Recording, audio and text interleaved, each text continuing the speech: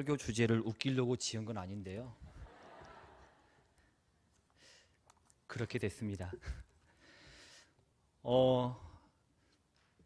저는 장흥에 있는 회복의 교회 담임 목사로 심우하고 있는 강동원 목사입니다. 저를 또 뵌 분도 계실 겁니다. 왜냐하면 제가 알게 모르게 지난 6개월 동안 산돌교회를 지금 3번째 설교를 하러 왔습니다. 작년 여름 때 아동부 캠프 설교를 하러 왔고요. 또 겨울에 교사 강습회 때 말씀을 전하러 왔고, 또 이렇게 빠른 시일 내에 올지는 몰랐지만 여하튼 오늘 또 불러주셔서 또 마음을 나눌 수 있는 좋은 시간인 것 같은데, 찬양 때부터 이미 나누고자 하는 말씀은 끝난 것 같아요.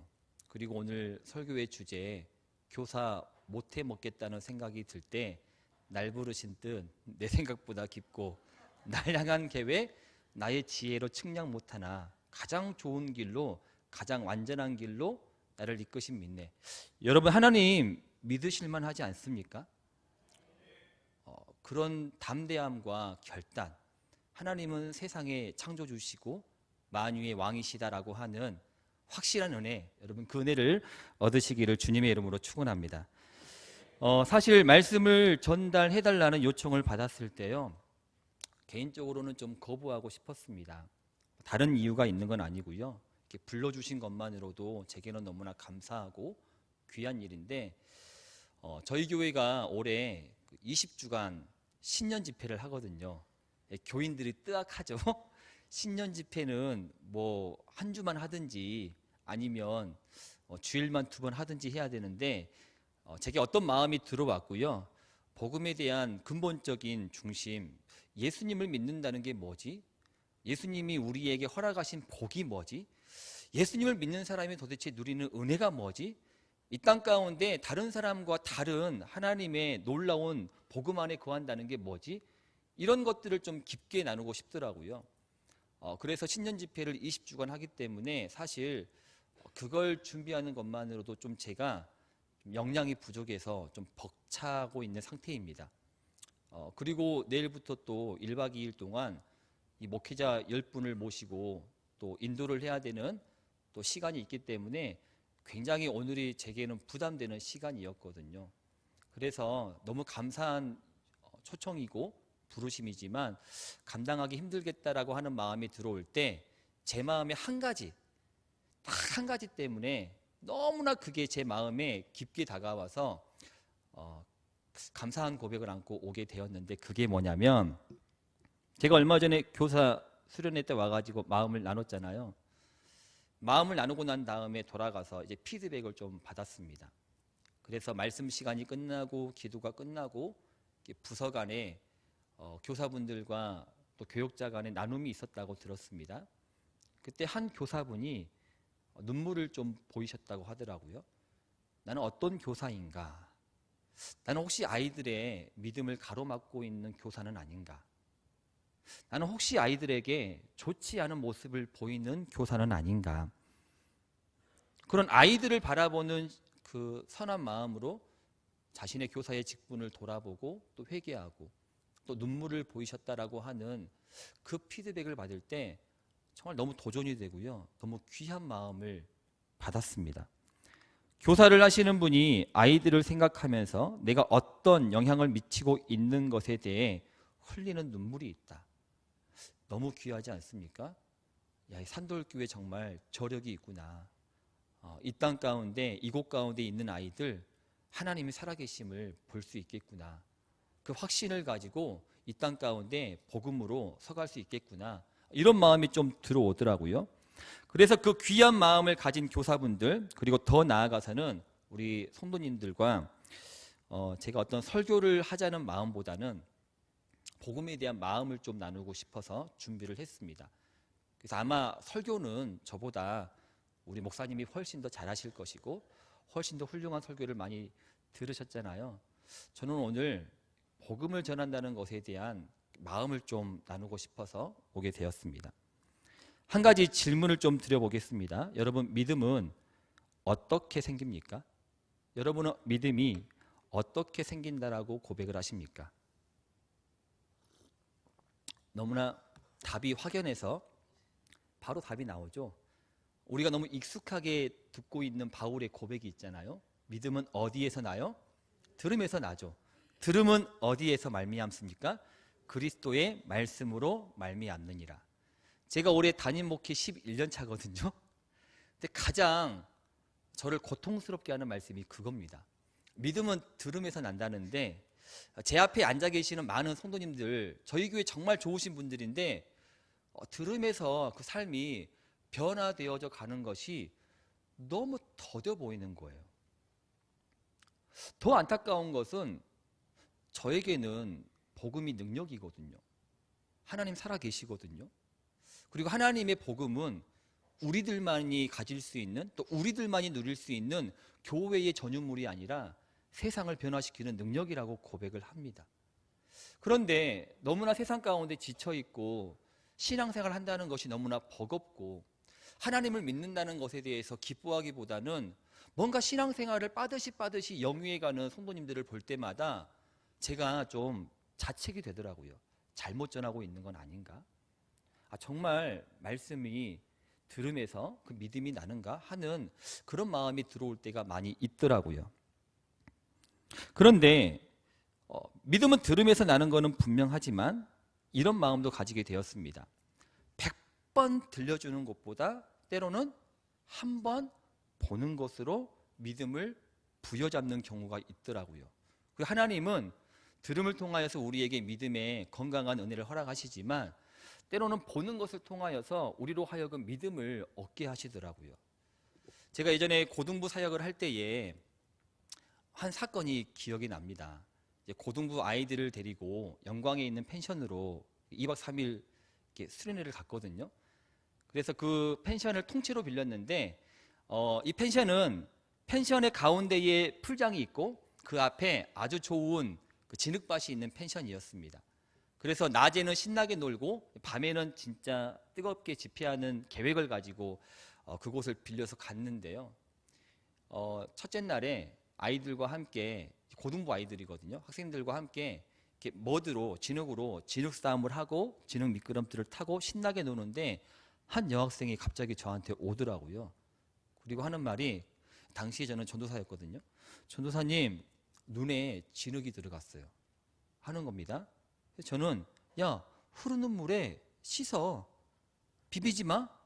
그냥 흐르는 물에 눈을 대고 씻겨 나가게 해. 라고 대수롭지 않게 받아들였거든요.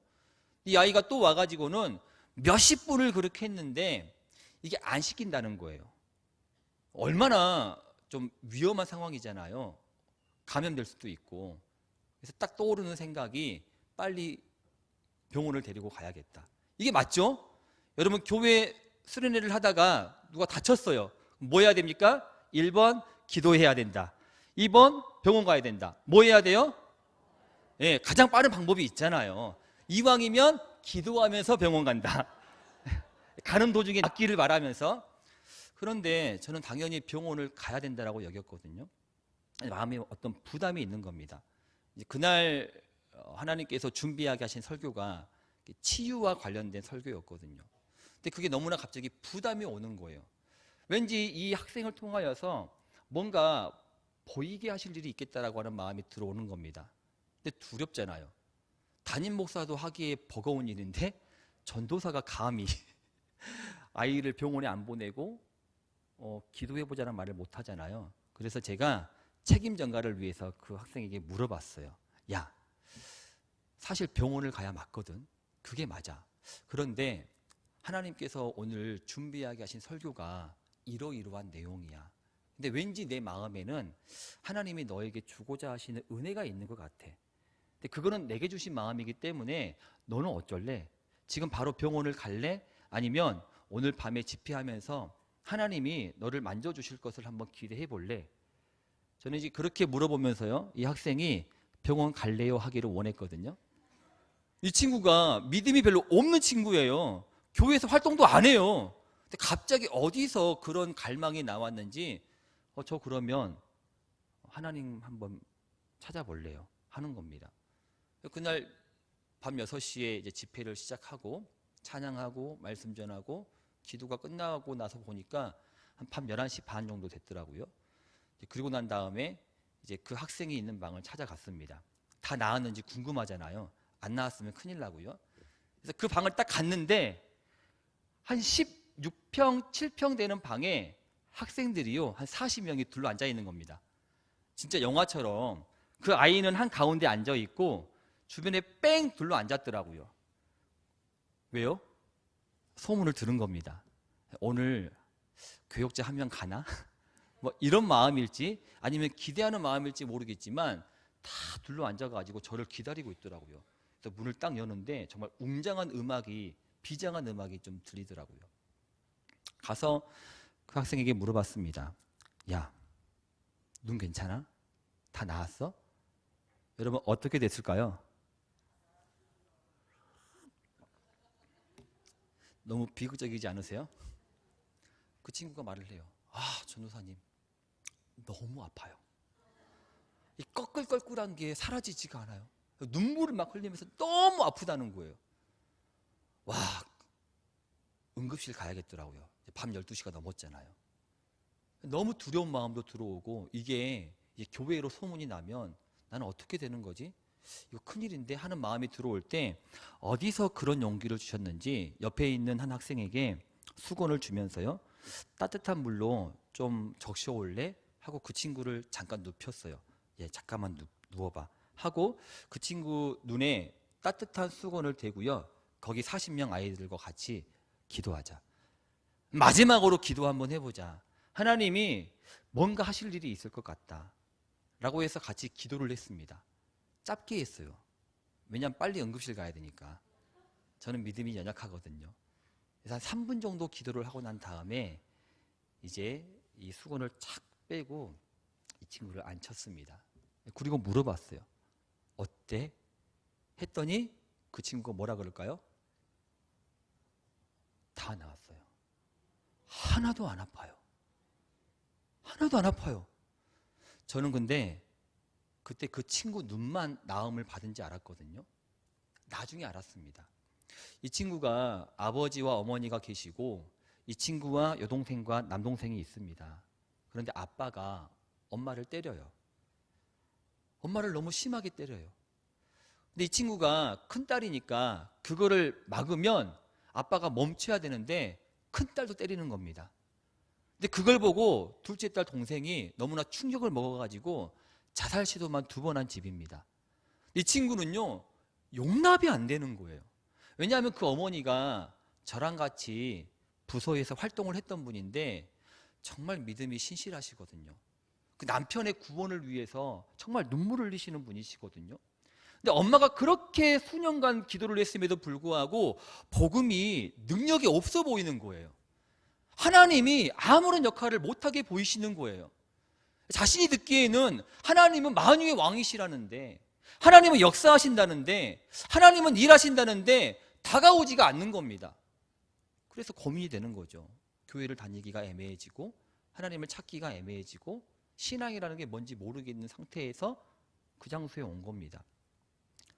그런 상황에서 눈이 그렇게 되고 이 꺼끌꺼끌한 자신의 모습이 마치 삶과 같고 힘겹고 해결되지 않고, 그런데 전도사님이 하나님이 뭔가 하실 일이 있을 것 같다 하니까 정말 기대하는 마음으로 한번 해봤대요. 근데 그날 이게 시킴이 받으니까 이 아이가 말을 하더라고요. 전도사님, 아빠가 안 미워요.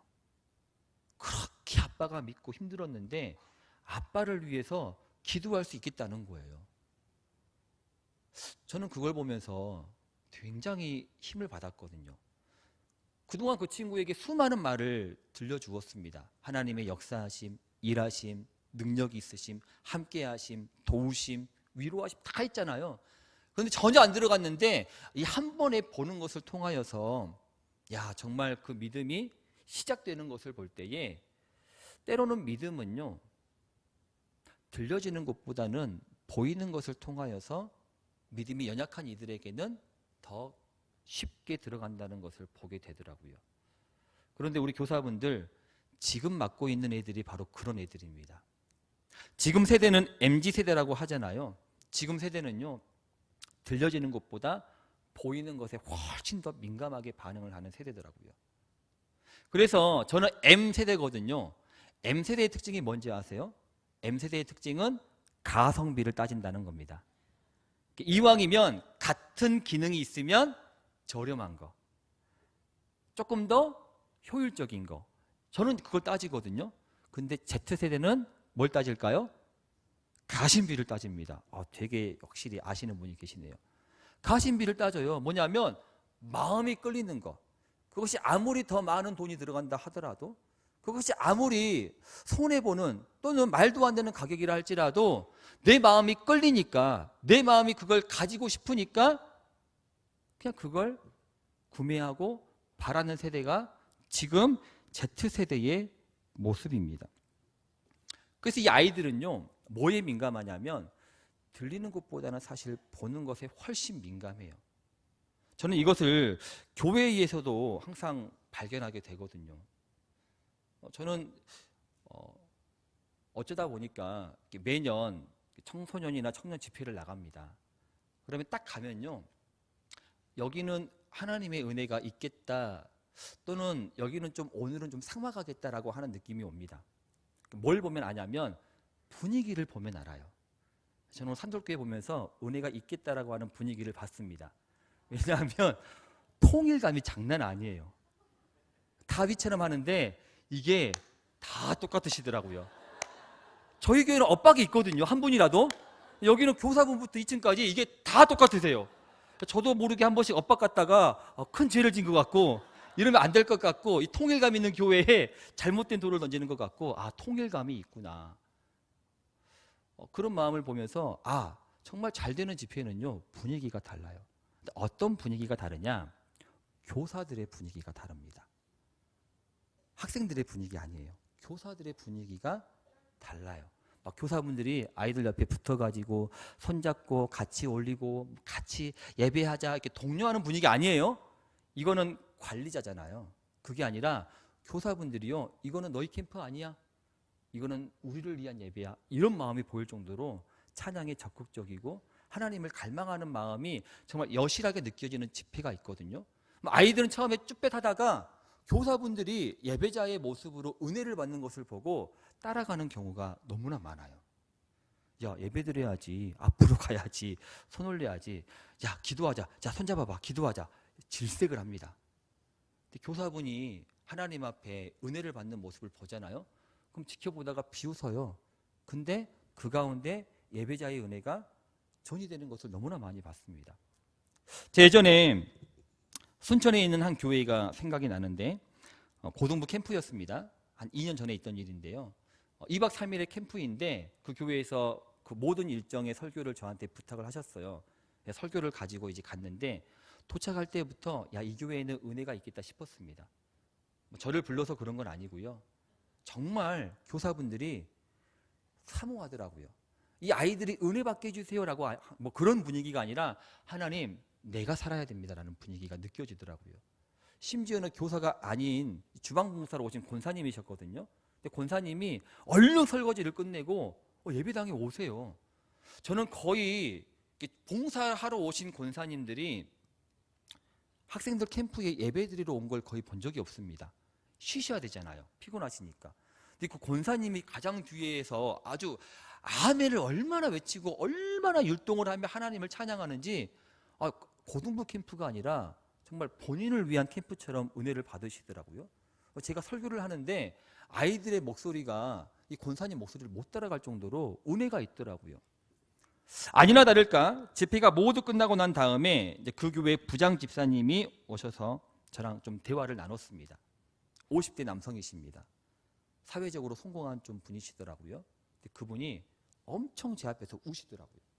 우시면서 정말 하나님의 살아계심을 이 아이들이 믿기를 원하는데 아이들이 그걸 너무나 모르는 것 같아서 가슴이 아파요. 저보고 목사님, 어떻게 해야 될까요? 제가 뭐라 그럴까요? 담당 교육자랑 얘기하세요. 할 수밖에 없는데 그 사모하는 마음 너무 귀하지 않습니까? 너무 도전이 되더라고요. 그런 마음이 제 안에 있는데 산돌교회 한 교사분의 눈물에 대한 피드백을 받으니까 감사가 되고 기대가 되고, 그래서 좀 마음을 이 복음에 대한 마음을 나누고 싶더라고요.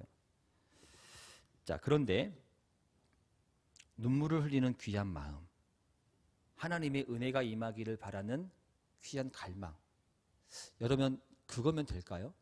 그거면 교사의 직분을 잘 감당할 수 있을까요? 그거면 교사를 하면서 하나님의 놀라운 은혜와 기쁨을 또 얻고 누릴 수 있을까요? 그 질문에 대한 답을 방금 그 순천의 고등부 캠프를 통해 또 얻게 되었습니다. 자, 그 눈물을 만난 것이 2년 전이었거든요. 작년에 또 그 교회에서 저를 불러주셨어요. 가서 말씀을 전했습니다. 너무 기대가 됐어요. 얼마나 멋지게 성장해 있을까. 그런데 도착하자마자 눈물이 나왔어요. 너무 마음이 아프더라고요. 그 뜨거웠던 교사의 절반이 교회를 나갔습니다. 그때 너무 은혜 받았던 학생의 절반이요, 수련회를 안 왔어요. 근데 부장 집사님은 그대로 계셔가지고 제가 물어봤어요. 집사님 어떻게 된 일이에요? 여쭤봤더니 안타깝게도 담당 교육자가 바뀌었어요. 담당 교육자하고 너무 트러블이 심해서 결국 교사분들은 교사 못 해먹겠다, 여기에 소망이 없다라고 여겨서 나가버리고, 그 교사를 따랐던 아이들도 교사가 나가니까 활동하지 않게 되고 떠나버리고, 그래서 지금 이제 막 올라온 1학년들이 예배를 드리는데 이미 교사분들은 저기 밖에서 그냥 한쪽에 있어가지고 이렇게 침체되어 있고, 아이들은 여기서 게임을 하는데 그렇게 욕설이 난무하고 가슴이 아프더라고요. 그래서 제가 원래 준비했던 설교를 대상을 바꿨습니다. 아이들이 아니라 교육자와 교사로. 참 감사하게도 하나님의 은혜가 좀 임해가지고 눈물이 좀 임하고 화의가 임하긴 했는데, 그때 제 마음에 어떤 마음이 들어왔냐면 갈망만으로 되는 게 아니구나. 하나님 우리 아이를 만져주세요. 이 갈망만으로 되는 게 아니구나. 하나님 이 아이가 복음을 알게 해주세요. 이 갈망하는 마음으로만 복음이 전달되어지는 것은 아니구나 하는 마음을 붙들게 되었습니다. 그리고 그 모습을 오늘 말씀 가운데 보게 됩니다. 오늘 말씀을 보면은요, 베드로와 또 예수님의 여러 제자들이 나오는데 딱 집어서요 한 명만 이야기할게요. 베드로만 한번 나눠보겠습니다. 지금 베드로의 상황이 어떻습니까? 굉장히 무기력한 상황입니다. 아주 무기력하죠. 하나님의 역사하심에 대한 갈망이 적어서 무기력할까요? 지금 베드로가 하나님의 역사하심을 갈망하는 마음이 적을까요? 그건 아닌 것 같아요. 제가 보기에는 지금 이 순간만큼은 아마 지금까지 걸어왔던 자신의 인생 중에서 가장 하나님이 역사하시기를 바라고 있을 것 같습니다. 하나님 이게 뭡니까? 예수님은 하나님의 아들이잖아요. 이 땅을 구원할 메시아잖아요. 그리스도잖아요. 그런데 이 힘없는 모습, 이 아무것도 아닌 모습, 하나님 이건 아니잖아요. 이 땅 가운데 이 복음이 힘이 없는 겁니까? 하나님 역사해 주세요. 갈망합니다. 하나님의 살아계심을 보여주세요. 저들이 틀렸고 그리스도가 맞다는 것을, 아니 좀 더 솔직하게 이야기하면 내가 믿고 있는 그 믿음이 맞다는 것을 보여주세요 하는 갈망은 컸겠죠. 그런데 어떻습니까? 그가 맞이한 현실은 하나님이 아무런 일을 하지 않는 것과 같은 현실이었고, 예수님은 십자가에 달려 죽게 되셨고, 부활했다는 말은 들리긴 하는데 내게는 다가오지 않고, 그래서 지금 베드로는요 아주 무기력한 상황입니다. 그가 가지고 있는 신앙의 경험이 우리가 가지고 있는 신앙의 경험보다는 못지않게 클 겁니다. 그런데 그 강력했던 복음의 기쁨, 주님이 함께 하시는 은혜, 그 활동감 있고 생기 있던, 그래서 그 복음 들고 산을 향하고 들을 향하고 마을을 향했던 그 뜨거운 감정, 이건 다 온데간데 없이 복음 더 이상 못 해먹겠다 라고 하는 무기력한 모습의 베드로를 오늘 말씀 가운데 발견할 수 있죠. 불과 며칠 전만 하더라도 예수님의 전에 대해서 확신이 차가지고요, 복음을 전했던 베드로가 어떻게 이렇게까지 무기력하게 못해 먹겠다는 모습으로 있을 수가 있을까? 여러분, 그런데 이런 베드로의 모습이 어떻게 다가옵니까? 어우, 믿음이 없어서 그래 하는 마음이 다가오십니까? 아니면 너무 공감이 되세요? 어떠세요? 이런 무기력한 모습.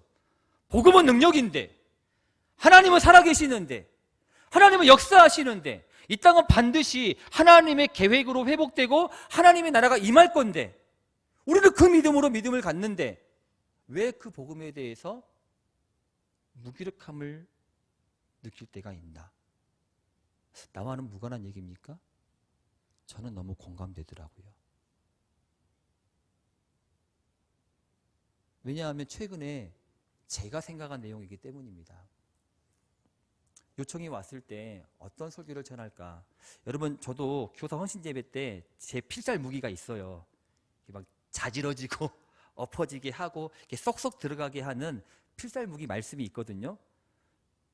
그런데 그 말씀이 아니라 그때 제가 목회하기 진짜 버겁다, 힘들다라고 하는 생각이 잠깐 들어올 때였습니다. 왠지 모르게 허무함이 들어오고 갑자기 너무 외로워지고 또 두렵더라고요. 잘못하고 있는 건 아닐까? 못해 먹겠다. 안 들어가는구나. 안 통하는구나. 안 전해지는구나. 이런 무기력함을 딱 보는데 베드로가 딱 떠오르는 거예요. 그래서 이 설교를 부탁했을 때 제가 이제 강단에서 기도를 하는데 딱 떠오르는 게 이 베드로의 모습이 너무 묵상이 되는 거예요. 저랑 너무 똑같아가지고. 왜 복음에 대해서 무기력함을 느낄까? 그래서요, 복음에 대한 이야기를 해보려고 합니다. 여러분, 복음에 대한 확신이 있으십니까? 한번 옆 분에게 물어봤으면 좋겠어요. 복음에 대한 확신이 있으십니까?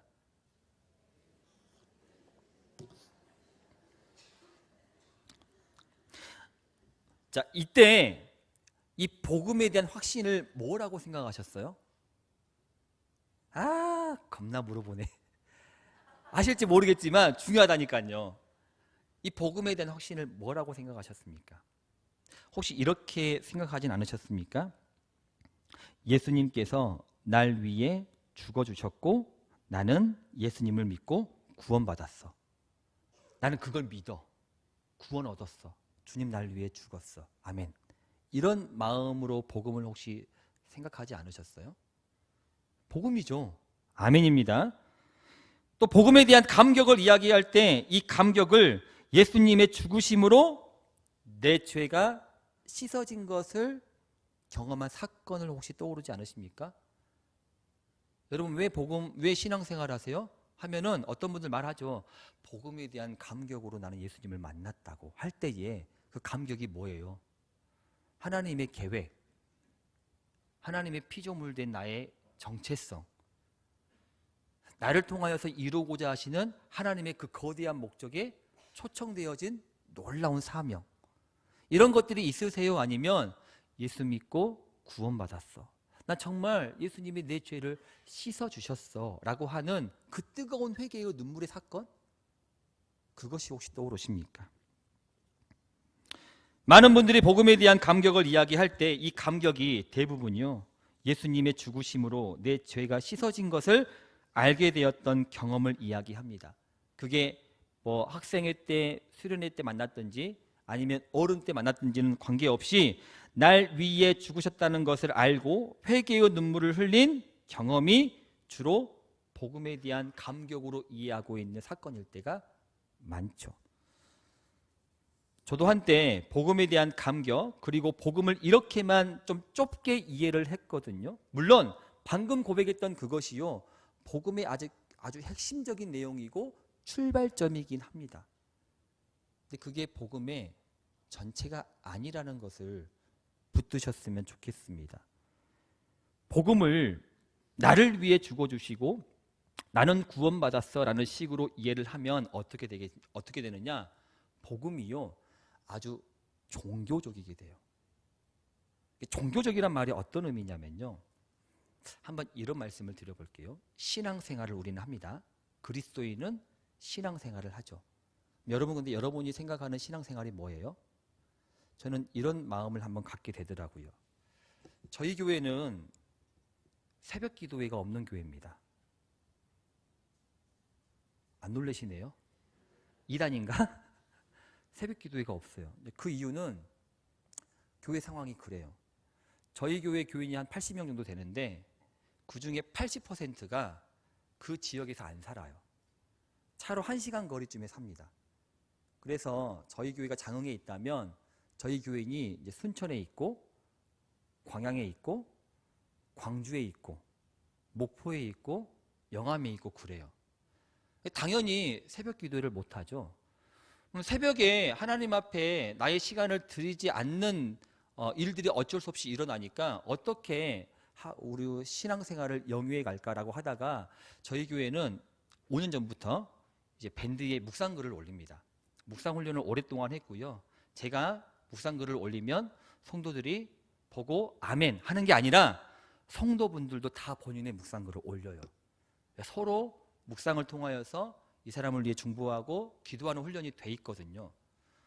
그래서 많은 분들이 저희 교회를 좀 의아해해요. 어떻게 그게 가능하냐라고 하는데 저는 그 묵상의 글들을 읽으면서 한 가지 한계를 느꼈습니다.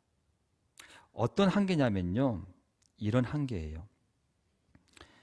여러분, 우리는 내게 주어진 시간 속에서 열심히 삽니다. 그죠?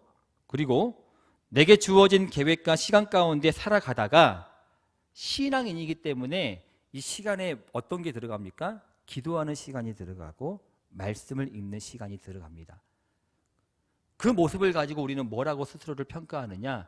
나는 신앙생활하는 사람이야 라고 평가를 하더라고요. 저희 교회 교인들 묵상글을 몇 번 보다 보니까 그렇게 착각하더라고요.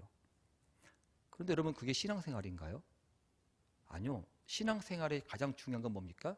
삶의 향방이 하나님께로 향해 있는 거죠. 삶의 목적과 향방이 전적으로 하나님을 향해 있는 거죠. 근데 삶의 목적은 다 어디에 있어요? 세상에 있어요. 삶의 향방은 이루고 싶은 것들이 너무나 많아요. 갈망하는 욕망이 너무나 커요. 그런데 향방은 세상에 있는데 거기에 말씀의 시간 한 스푼, 기도의 시간 한 스푼, 이런 것들을 넣으면서 신앙생활하고 있다라고 여겨지는 모습을 보면서 좀 안타까운 마음이 들어왔거든요. 여러분, 신앙생활의 핵심은 세상을 창조하신 하나님이 계심을 믿고 그분이 나를 당신의 백성으로 부르심을 믿고 그 하나님께서 이 땅을 사랑하고 이 세상에 하나님의 나라를 주시려는 약속을 믿음으로 내 삶의 향방을 하나님께 향해서 하나님의 그 놀라운 계획에 조금이라도 기여하고 싶은 기쁨이 있는 것이 신앙생활이지 않습니까? 가정에서, 직장에서, 교회에서. 그러죠. 그것이 신앙생활이잖아요. 그런데 삶의 향방은 온통 세상에 있으면서 주일 예배 빠지지 않는다는 것만으로, 헌금 생활하고 말씀 통독한다는 것만으로 내가 신앙생활을 잘 하고 있다라고 착각하는 모습이 얼마나 안타깝습니까? 그런 모습을 본 아이들이요, 신앙을 생각을 할 때 세상과 다를 바가 없는 거예요. 교회 다니는 거 빼고는. 수입에 얼마를 헌금 드린다는 거 빼고는요, 크죠. 고백이니까. 근데 목적은 다 어디 있어요? 세상을 향합니다. 올해 12월 31일이 끝나고 저희 고등부 학생이 저를 찾아왔어요. 안 친합니다. 조그만 교회에서 되게 안 친한 애거든요. 저희 집사님 딸인데 아주 똑똑해요. 근데 제가 정말 친해 보려고 몸부림을 쳤음에도 불구하고 요만큼도 마음을 안 준 애거든요. 근데 그 애가 예배 끝나고 저한테 들을 말씀이 있대요. 하는 말이, 목사님, 저 교회 나갈래요 하는 겁니다.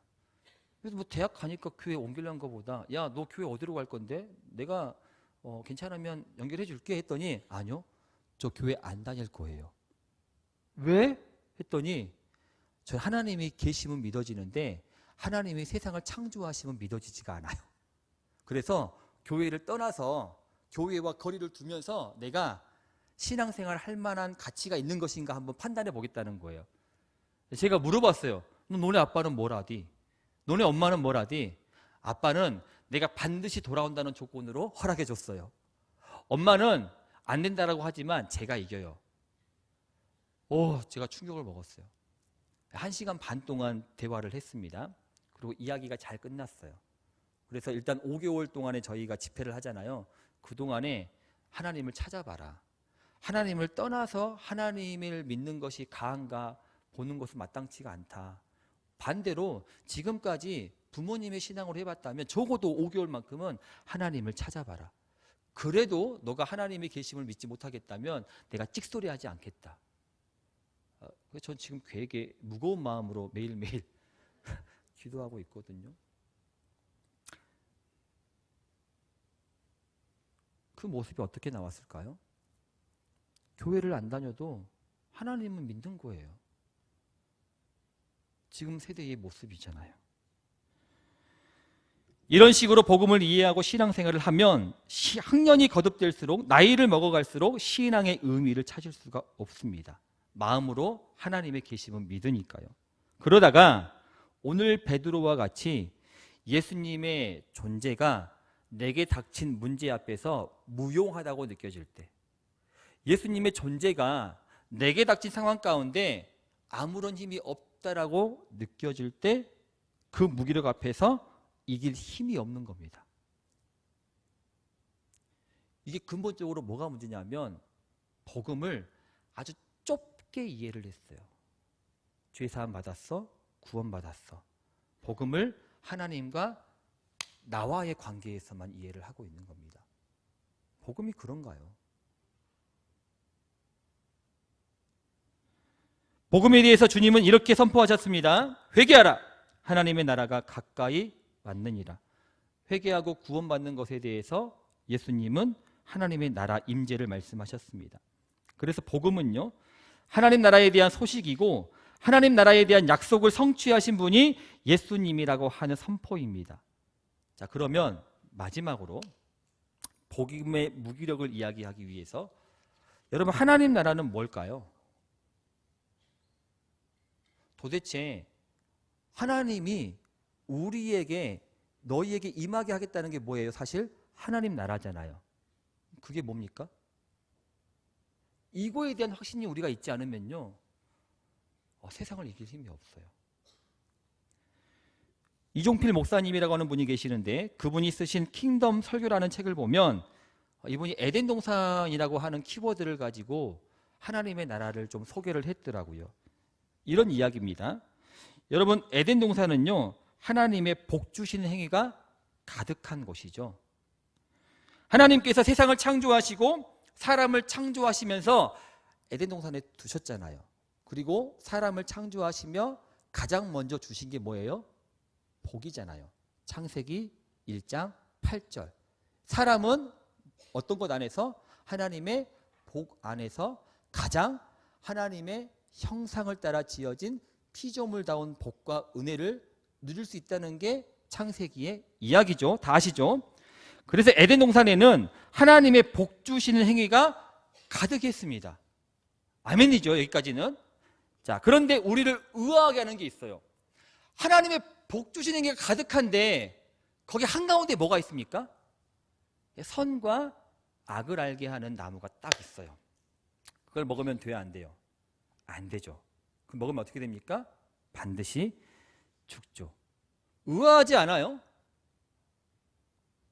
아니, 그렇게 먹지 말아야 될 나무면 동산 끝에 둬가지고 정말 각오하고 아주 결단하는 마음으로 내가 이걸 먹기 위해 끝까지 나아가리라 할 만한 먼 거리에 두시던지, 왜 그런 나무를 동산 중앙에 두셔가지고 어디에서도 그런 생각이 들어올 때 빠르게 찾아갈 수 있는 그곳에 두셨을까? 그래서 어떤 분들은 심지어 이렇게 말하잖아요. 이 모든 죄의 세상은 하나님이 창조하신 것이다. 왜 이렇게 해가지고 이 나무만 없었다면 하나님의 복을 마음껏 받고 누리는 세상이 되었을 텐데 하시겠지만, 여러분, 이 모습 안에 복음에 있어서 가장 중요한 하나님 나라에 대한 중심이 담겨 있습니다.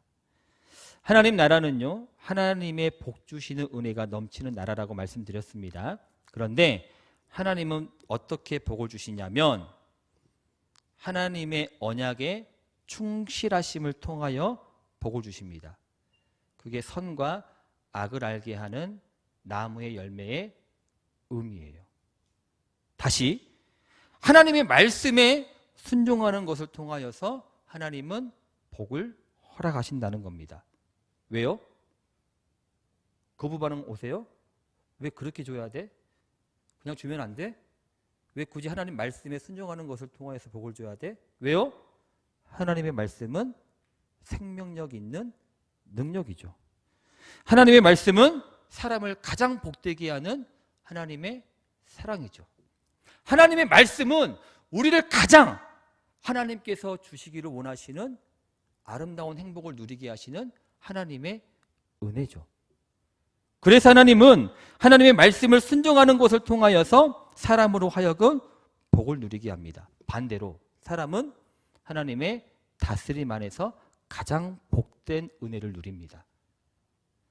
그래서 말씀하시고 역사하시는 하나님, 듣고 순종하는 인간의 아름다운 교제와 이 서로에 대한 신실함으로 복을 누렸던 곳이 에덴 동산인데 그 신실함이 어때요? 사람이 하나님을 저버리고 반역하잖아요.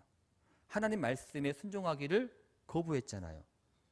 그래서 어떻게 돼요? 하나님의 복에서 쫓겨나죠. 소외되었죠. 그게 죽음입니다. 죄가 들어오게 되고 죄로 인해 하나님이 주시는 복에서 결핍되고 멀어져 버렸습니다. 그럼 복음은 뭐냐? 하나님의 통치 안에 다시 우리가 서는 겁니다. 하나님 말씀을 순종함으로 그 복을 누리는 겁니다. 하나님이 말씀하시면 그 말씀이 우리가 보기에는 부담일지 몰라요. 세상의 세계관으로는. 그런데 그 말씀이 우리를 가장 복되게 하는 하나님의 은혜입니다. 그래서 복음을 믿는다는 것은 예수 믿고 구원받았어 하는 것이 끝이 아니라 거기에서 시작해서 하나님의 통치가 내 삶을 통과하고 내가 그 복을 회복하고 나의 가정과 공동체가 그 복을 회복하고 종래에는 예수님 앞에 설 때에 그 온전한 복을 누림을 믿는 것이죠. 여러분, 그래서 복음은요, 세상을 변화시키는 하나님의 능력이에요. 우리가 생각하는 방법이 아니라 하나님은 복음을 통하여서 세상을 변화시키는 놀라운 역사를 이루어 가십니다. 베드로가 왜 예수님께서 들려준 복음의 무기력함을 느꼈을까요? 주님이 주신 복음을 너무 협소하게 이해를 했어요. 복음이 이 땅 가운데에서는 무용하게 느껴지고 마치 소수의 제자들에게나 통하는 것으로 오해했습니다. 마치 교회에서나 통할 만한 것으로 오해했어요. 교회 밖에서는 이 복음이 전혀 유용하지 않는 것으로 착각했습니다. 그렇게 보였으니까요. 여러분, 과연 그렇습니까? 복음이 저희들에게나 유용한 능력입니까? 하나님이 그 복음을 우리에게 허락하실 때 믿는 사람에게만 빠듯이 통하게 하시는 그러한 한계가 있는 능력으로 우리에게 다가오셨습니까? 너무나도 안타깝게도 알게 모르게 저희가 그렇게 신앙생활을 하고 있더라고요. 아이들이 보기에 복음이요, 교회에서나 통하는 듯이 보여요. 밖에서는 아무런 힘을 발휘하지 못하는 것 같아 보여요. 그래서 복음을요, 굉장히 종교적으로 협소하게 이해를 하고 있는 세대가 지금의 시대입니다. 마음에 평안이나 얻고 위로를 얻는 것, 아니요. 복음은 세상을 변화시키는 하나님의 능력입니다. 복음은 이 땅을 하나님의 창조의 은혜로 회복시키는 하나님의 놀라운 소식입니다. 여러분, 그 복음에 대한 확신을 가질 수 있기를 주님의 이름으로 축원합니다. 안 통하는 게 아니라니까요. 아이들이요, 그 모습을 보고 있습니다. 말씀 마치겠습니다. 복음을 무기력하게 느끼고 복음이 이 땅 가운데 무용하게 느끼고 있는 베드로에게 예수님이 다가오십니다. 그리고 함께 계시지요. 또한 15절부터 보면 어떻게 살아가야 될지에 대한 목적도 부어주십니다. 여러분, 예수님은요, 우리에게 그 복음을 제대로 알려주세요. 이 복음이 능력이라는 것은 어디에서 들을 수 있습니까? 말씀 안에서, 주님 앞에서 들을 수 있는 겁니다. 제가 그 고등부 아이가 저한테 와서 상담을 했을 때 어떤 지혜가 생겼는지 모르겠지만 1시간 반을 이야기를 하게 되더라고요. 그냥 할 말을 다 넣어주시더라고요. 근데 이 아이가 저랑 대화 한번 해본 적 없거든요. 거의. 정말 교회와는 거리를 두었던 아이라. 근데 계속 울어요. 계속 울면서 마지막에는 그냥 용납을 하더라고요. 목사님 말 들어보니까 복음은 정말 그런 능력이 있는 것 같대요. 그런데 한 가지가 걸린다는 거예요.